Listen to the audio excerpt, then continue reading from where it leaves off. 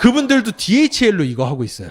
저 아는 과학자들도 지금 미국이랑 이런 데서 이거 하고 계세요. 지금 하버드에 계시는 도시노 교수님 이거 하고 계시고요. 그리고 이번에 미국 들어가신 다른 교수님도 이거 한국에 나오시면 이거 하시고 맞춤형 타서 가세요. 다들.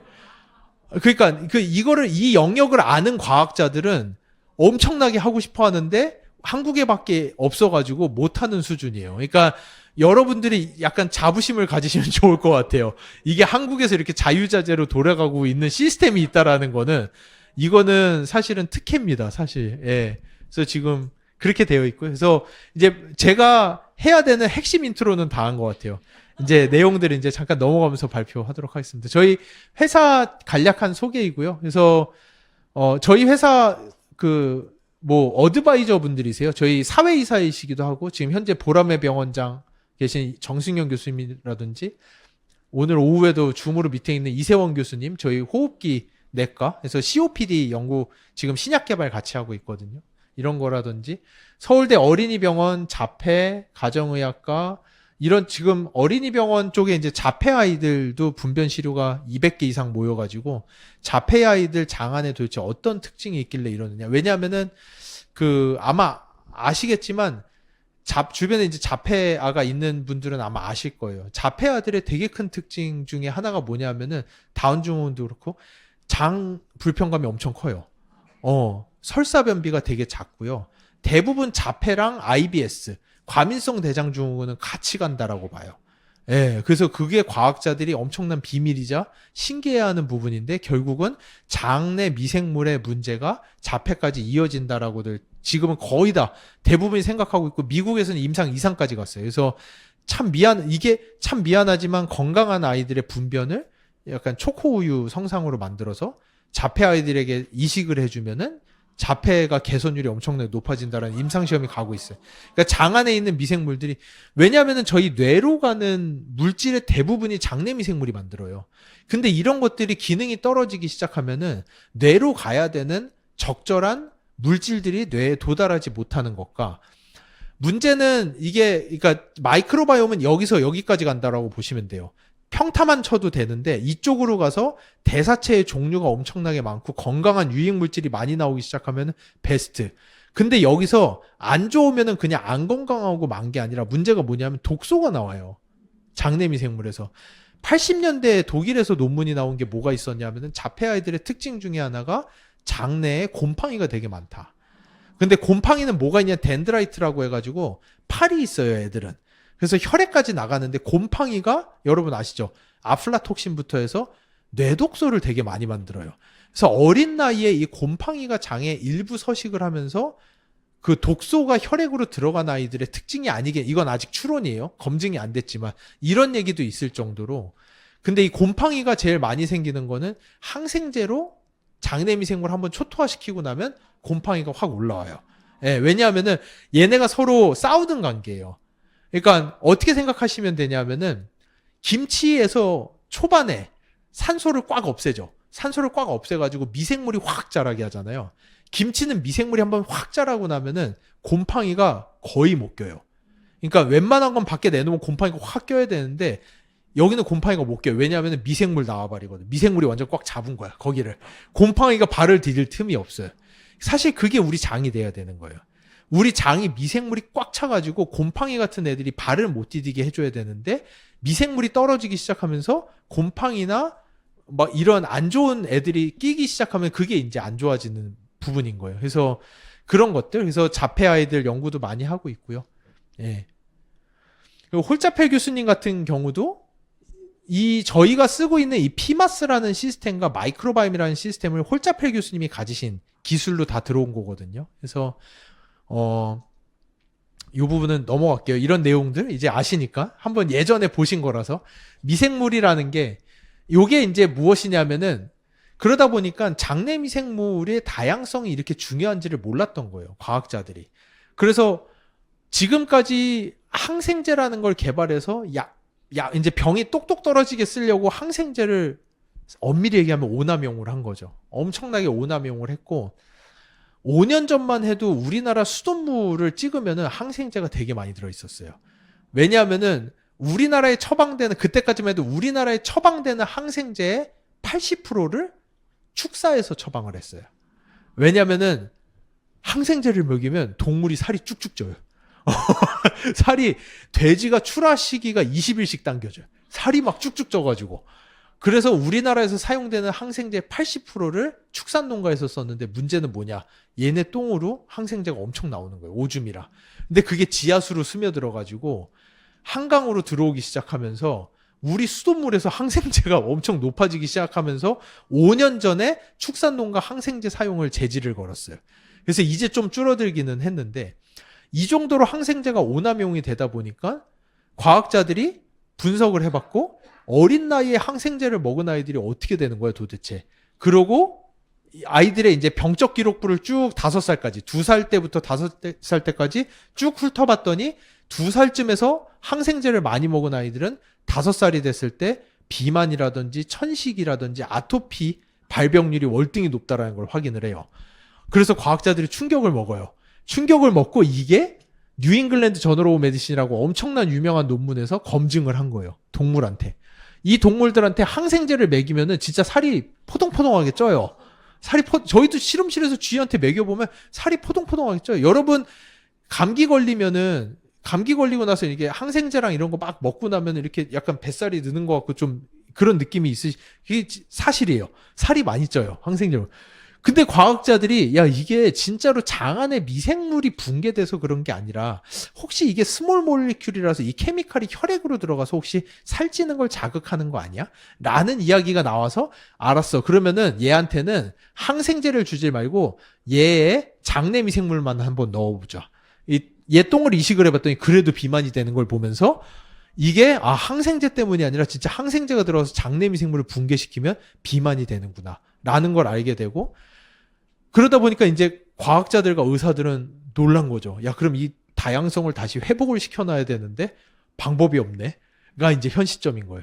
이 옛날에 뭐 편도 같은 거, 이거 뭐 자꾸 붓는데 이거 중요한 거 아니에요. 태화한 기간이니까 잘라버리세요. 다 잘랐는데 옛날에 저희 때 유행했어요. 편도절제 막 이런 거 유행했어요. 근데 요즘에 논문 나오고 있는 게 이 편도가 뭐 임파선암과 뭐 임파와 관련된 면역 체계의 중추 역할이다라는 게 논문이 나오기 시작하는데, 야, 이거 자른 거 다시 찾아다 붙일 수도 없고 날라간 거잖아요. 막 이런 일이 비일비재해요. 그러니까 과학자들도 이런 일들이 놀라는 거예요. 지금까지 항생제는 어떻게 되는 거야? 이런 일들. 그러다 보니까 이 마이크로바이옴이 저희 온 몸에 다양한 기관들과 상당히 관여도가 높다라는 걸 알게 됐고, 다양한 질병과도 관계성이 높다라는 걸 많이 알게 됐어요. 그러다 보니까 이 마이크로바이옴을 컨트롤하는 자가 헬스케어를 다 가져간다라는 게 이 분야의 이해예요. 마이크로바이옴은 헬스케어계의 가장 큰 게임 체인저. 왜냐? 아까 제가 처음에 서론 들어보시면 이해하셨죠. 헬스케어의 시작은 먹는 거예요. 먹는 건데 뭐를 먹던지 간에 아무리 먹어봐야 다 소용이 없는 거예요. 마이크로바이옴을 컨트롤을 해주지 못하면은 헬스케어의 개념이 없는 거예요. 또 한 가지, 이 헬스케어의 또 하나의 맹점은 뭐냐면 헬스케어 4.0으로 넘어가고 있는 거 아시죠? 제가 챗GPT한테 헬스케어 4.0의 정의를 해달라고 얘기를 했더니 챗GPT가 저한테 준 답이 미래를 예측하여 건강을 지킨다예요. 그러니까 이 의사들과 과학자들이 이제는 그냥 오래 사는 게 문제가 아니라 100세까지 건강하게 오래 살아야 되는데, 그러면서 알게 된 게 뭐냐? 사람 몸은 한 번 고장 나면은 고쳐 쓰는 게 만만치 않다. 암이라는 게 병원에서는 퇴원하세요, 암은 없어요라고 하는데 퇴원해서 이건 정상적인 삶이 아니다 라는 걸 과학자들이 알게 되고, 이제는 병이 걸리기 전에 예방을 해야 하는 게 핵심이야. 근데 이게 챗GPT의 말이랑 똑같아요. 예방? 되게 쉽게 느껴져요. 저희 맨날 듣다 보고 예방의학 하니까 되게 쉬운데, 예방이라는 거는 엄밀히 타임머신 타고 갔다 와야 돼요. 제가 3년 뒤 타임머신 타고 가서 3년 뒤에 나를 보고 3년 뒤에 당뇨가 걸렸네. 3년 뒤에 고지혈증 약을 많이 먹고 있네. 돌아와서 야, 당뇨랑 이거 조심해야 돼. 이게 이제 사실은 예방이라는 개념이잖아요. 사람의 미래를 봐야 되는 엄청난 어려운 문제가 있어요. 그래서 과학자들이 처음 시작한 게 휴먼 게놈 프로젝트. 사람의 유전자를 다 읽으면 그 사람의 미래를 예측할 수 있을 거야 라고 해서 했는데 안 됐어요. 이게 안 돼요. 이거는 기형이라든지 유전적 질병 외에는 별로 맞추는 게 없어요. 그래서 요즘에 유전자 검사는 산정 검사에밖에 안 해요, 거의. 그러니까 태어날 아이들 기형이 있는지 이런 거나 보는 거지 이게 뭐 답이 안 나요. 그러고 나서 알게 된 게 마이크로바이옴 데이터베이스가 사람의 미래를 예측하는데 핵심이라는 걸 알게 돼요. 이게 두 마리 토끼인 거예요. 마이크로바이옴을 컨트롤하는 자, 헬스케어의 모든 효능 가치를 올리는 데도 가지만 그 사람의 미래까지, 한 사람의 미래의 건강 상태까지 예측을 하게 되면서 헬스케어의 완전 큰 게임 체인저가 마이크로바이옴이라는 걸 알게 돼요. 예. 그러면서 이런 거는 내용은 아시니까 제가 시간을 딴 데 너무 많이 써서 이건 넘어가겠습니다.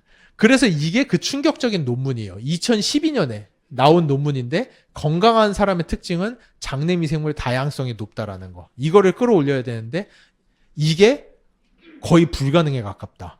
왜냐? 사람들마다 장내 미생물이 다 너무 달라요. 이게 일란성 쌍둥이인데도 엄청나게 다르고 문제는 셀프. 나 자신도 계속 바뀌는 거예요. 마이크로바이옴이. 셀프도 달라. 이게 내가 태어났을 때부터 늙을 때까지 장내 미생물이 계속해서 변화하는 거예요.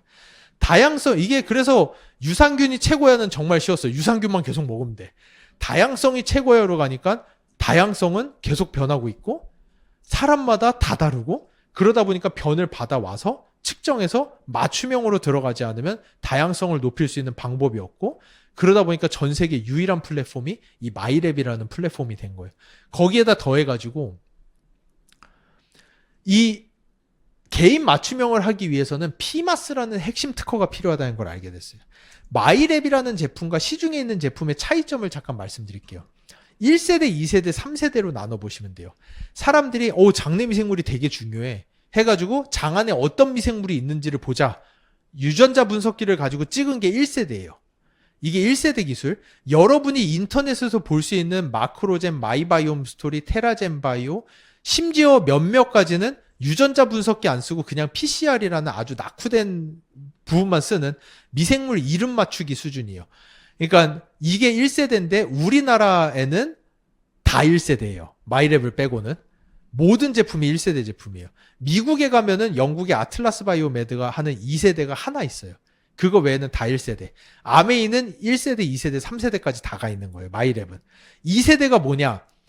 결국은 마이크로바이옴이 다양하고 되게 좋다라고 하면 아까 말씀드린 대로 고분자를 저분자로 바꿔서 혈액으로 넣어주는 게 핵심이잖아요. 이 저분자의 양이 얼마나 많은지를 찍어줘야 돼요.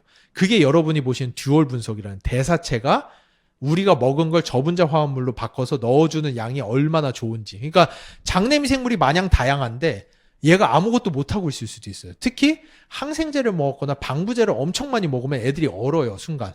그래서 돌먼트라고 해요. 순간적으로 기능을 하지 않아. 다양성은 되게 높은데 뭐가 들어와봐야 하나도 받지를 않아. 이거를 듀얼로 분석하는 2세대까지 간 게 마이랩이 전 세계 한국에서는 완전 유일해요. 미국에 하나 있다라고 했어요. 아틀라스 바이오메드에서 하는. 근데 여기서 더 넘어가서 3세대가 필요한 거예요. 그러면은 이 사람 장에다 뭐를 넣어줘야지 장내 미생물이 다양성이 풍부해지면서 대사체가 많이 나와. 라는 것까지 넘어가줘야 되는데 여기를 우리가 죄송해요. 진짜 어려운 거 오늘 너무 얘기 많이 해. 컬처로믹스라고 하는 3세대 기술까지 넘어가야 돼요. 이 3세대 기술은 전 세계에 3개밖에 없어요. 거의. 이게 네덜란드 응용과학연구소 TNO에 있는 팀 시스템이랑 벨기에 겐트 대학교의 샤임 시스템이라는 거랑 저희의 피마스 시스템 3개밖에 없어요. 이 피마스 시스템도 홀자펠 교수님이 독일의 막스루브너 연구소에서 40년 가까이 연구하시던 산출물이에요. 그 정도로 이 3세대 기술은 넘어가는 레벨을 가는 게 거의 불가능에 가까운 수준이에요. 전 세계 기업체로서 3세대 기술 가진 건 저희 회사밖에 없고요. 나머지 2개는 다 국가연구소나 대학이 가지고 있는 거예요. 그래서 이 피마스라는 컬처로믹스가 뭐냐? 여러분의 변을 받아오면 배양을 하는 거예요. 여러 개로 나눠서. 여기에다가 미리 유산균을 하나씩 넣어보고 어떤 것이 들어갔을 때 다양성과 대사체가 가장 많이 나오는지 확인하고 그거를 여러분에게 추천드리는 방식이 3세대 기술인 거고 여러분이 우리나라에서 뭐 1세대 기술인데 공짜로 해주겠다라고 하면은 해보셔도 돼요. 해보시는데 끝이에요. 그게. 그러니까 우리가 흔히들 배드뉴스 컴퍼니라고 불러요. 여러분이 이렇게 생각해 보세요. 여러분이 결과지를 받아들었는데 다양성이 되게 낮고 단세지방산이 없어. 근데 솔루션이 없어. 그러니까 어떻게 하라고 해줄 수 있는 방법은 없고 그냥 낫대. 그러면 이게 뭐예요 도대체? 이게 답이 없는 거잖아요. 전 세계의 모든 제품이 딱 여기 멈춰 있는 거예요. 여기를 넘어가서 이거를 끌어올릴 수 있는 솔루션을 만들어내는 배양체 기술, 컬처로믹스 3세대 기술이 부합된 거는 전 세계 마이랩이 유일해요. 예, 그 차이라고 아시면 됩니다. 근데 이게 마이랩이 제가 유일하다고 하는데 어떤 분이 이거를 찾아오셨어. 어디 병원에서 이거 똑같은 걸 한다라고 저희한테 클레임을 거신 거야. 이거 유일하지 않은데? 라고 하는데 여기서 제가 그래서 소명을 해야 돼요. 그게 저희가 납품하는 거예요, 병원에. 그러니까 아메이랑 저희가 어떻게 계약을 했냐면은 이 3세대 기술은 아메이한테 20년 독점을 드린다고 저희가 계약을 했어요. 그때 제가 대학 교수이던 시절에 어수룩하게 아메이에다가 20년 독점을 드린 거예요. 근데 거기서 딱 빠진 게 병원 그리고 메디컬 스페셜리스트 관여하는 병원에서는 독점에서 뺀다라고 해서 저희가 병원에도 똑같은 걸 납품하고 있어요. 근데 병원 납품가는 70만 원이에요. 그러니까 병원에서는 아마 여러분이 100에서 150만 원 정도 내면은 요거 똑같은 거 해줄 거예요. 그래서 제가 누누이 계속 다니면서 광고 엄청 많이 하는데 병원에서 찾으셨으면 병원에서 하세요. 그러셔도 돼요. 저희는 단가가 달라요. 병원에서 여러분 하시면은 뭐 마이랩 대여섯 개 하는 것만큼 저희는 돈을 벌어요. 순식간에. 그러니까 뭐 병원에 찾으셨으면 하셔도 됩니다. 그러니까 저희가 마이랩에다가 아메이에다 이 가격에 납품하는 이유는 아메이에서 저희한테 300만 불 투자하고 자동화 설비 다 사주고 해가지고 그 당시에 또 제가 어수룩한 계약을 한 거예요. 엄청 낮은 단가에 납품을 하겠다라는 해서 여러분이 이거를 이 가격에 지금 체험을 하고 계신 거지. 이거 전 세계 유일한 거예요. 지금 미국에 있는 저희 사회이사 하버드 의대 교수님은 DHL로 싸서 이거 하고 계신다니까. 그분은 DHL 30만 원이 아깝지 않으세요. 그 정도로 이거를 아는 사람은 그렇게 하는 거예요, 이게. 예. 이게 아메이 마이랩과 타사 제품의 엄청난 차이입니다.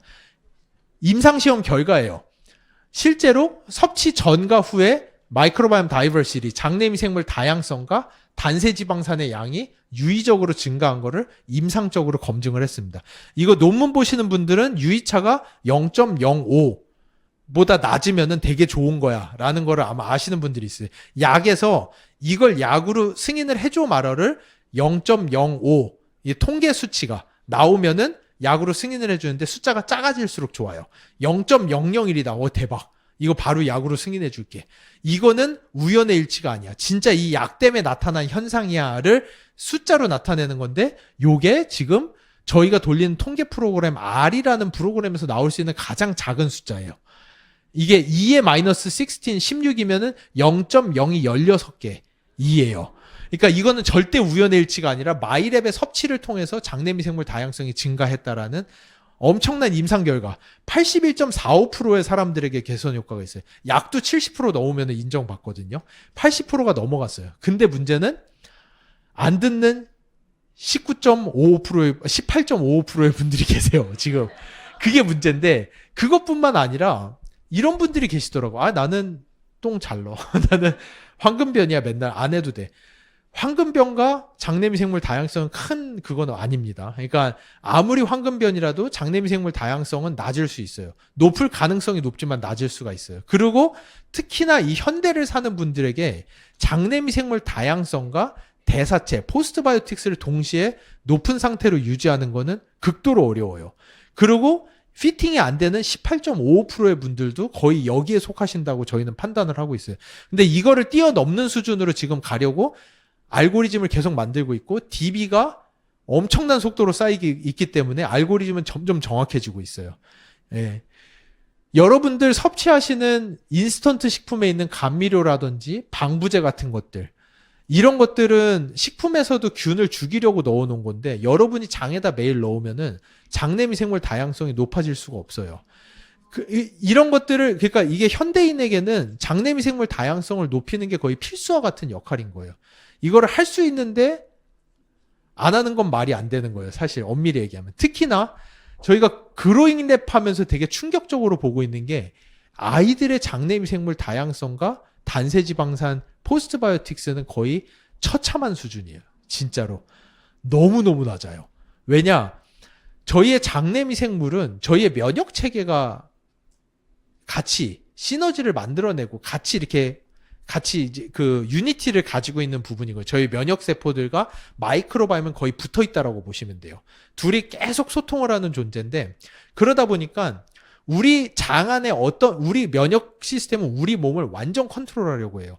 그래서 우리 장 안에 어떤 미생물이 있어야 되는지를 한 16세 정도 되면 다 기억을 하고 메모리 펑션이라고 기억을 하고 얘네들만 남겨두려고 해요. 평생을. 여러분 초파리 보시면 초파리 장에는 죽을 때까지 미생물이 10개밖에 없어요. 걔네가 맨날 썩은 거 먹으면서 거기에 미생물이 얼마나 많이 먹겠어요. 근데 면역세포가 다 초토화시키고 딱 언제나 10개만 남겨놓는 거예요. 있어야 되네. 우리도 똑같아요. 그러다 보니까 16세가 도달한 시점에 면역세포가 기억을 하고 나면은 그 뒤로는 고정인 거예요. 근데 아이들이 어렸을 때 우리가 이거 몰랐잖아요. 아이들 진짜 어렸을 때 이걸 모르고 조금 아프면은 항생제 맞추고 먹이고 뭐 인스턴트 그냥 막 쭉쭉 먹이고 이거 다음에 나오는 이런 거 이부프로펜, 맥시부펜 이런 거 그냥 쭉쭉 먹이고 이러다 보니까 애들이 장내미생물 다양성이 초토화가 된 상태로 기억이 형성이 된 거예요. 그러니까 그로잉 랩을 하면은 65세 이상인 분들과 어린아이들 비교해보면 땅과 하늘 차이예요. 그러니까 65세 이상이신 분들은 되게 어렸을 때 6세, 5세 때 항생제라든지 아스피린 이런 거 많이 드실 기회가 없었잖아요. 방부제 있는 것도 많이 안 드셨을 거고 그 시절에는 뭐 그냥 다 만들어 먹고 다 이랬지. 뭐 그러다 보니까 엄청 높아요. 땅과 하늘 차이예요. 그러다 보니까 제가 볼 때는 일단은 제가도 딸이 셋인데 다 하거든요. 당연히. 특히 둘째는 이거 없으면 죽는 줄 알아요. 학교 못 가. 왜냐면은 둘째가 구취가 되게 심했어요. 학교에서 막 놀림을 받았었는데 구취가 결국은 장내미생물 문제거든요. 이게 아이들은 장이 짧아요. 이거 제가 3분밖에 안 남았는데 진짜 어려운 거. 저희 박사 시험 나갈 때 하는 마지막 하나만 썩는 것과 발효의 차이가 뭘까요? 썩는 것과 발효의 차이. 발효는 좋은 거고 썩는 건 썩는 거잖아요. 썩는 것과 발효의 차이는 저희끼리 얘기하는 파이널 일렉트론 옵세터. 미생물이 통통통통통통 치면서 다 분해를 하고 마지막으로 가다가 마지막에 이 에너지를 받는 애가 산소랑 같이 받으면 썩는 거고요. 산소가 없이 받으면 발효인 거예요. 그래서 김치를 할 때 산소를 엄청 빼잖아요. 쭉쭉 빼잖아요. 이게 이제 발효로 가는 거지. 여기서 산소가 터지면 어떻게 되죠? 곰팡이 위에 끼죠. 흰 곰팡이. 이건 썩은 건 거예요. 그 차이예요. 저희의 장은 9m인데 안에 산소가 하나도 없어요. 다 발효예요. 근데 이게 문제가 뭐냐? 리키지가 생긴다든지 아이들처럼 장이 짧을 때는 산소가 들어가요. 조금씩. 그러면서 이게 발효가 아니라 썩어버리는 거예요. 그럼 이제 이게 구취로 올라오고 썩기 시작하면 아까 곰팡이 생긴다고 그랬죠. 식도나 장에 곰팡이가 생기면은 썩는 내가 엄청나게 올라와요. 위로. 그러면서 구취가 많이 생겨요.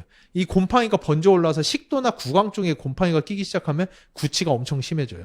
그 아까 말씀드린 이거는 미생물 다양성을 높여서 나와바리를 정리하고 나면 돼요. 제가 급하다 보니까 막 말이 막 나와. 미생물이 영역이 확정되고 나면 곰팡이가 싹 없어져요. 그래서 마이랩 해가지고 지금 구취 하나도 없어요. 그래서 얘는 마이랩 떨어지면 죽는 줄 알아. 그래가지고 둘째도.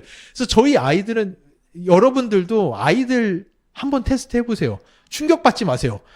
대부분 그렇다는 거 알고 한번 테스트는 해보셔야 돼. 아이들은 또 문제가 뭐냐? 장내 미생물이 되게 빠른 속도로 변해요.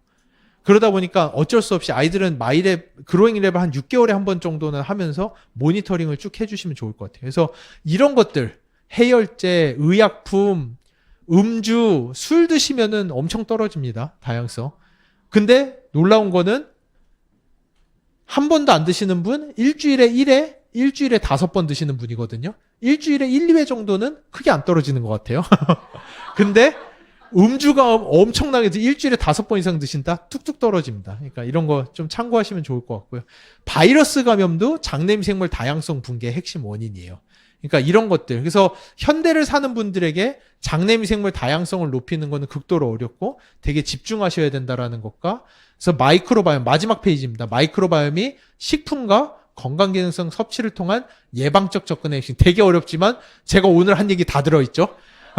건강기능성 식품, 고분자 화합물, 저분자 화합물 혈액으로 가는 거 마이크로바이옴밖에 없다. 다 이거를 관리를 해주고 다양성 높여야 된다.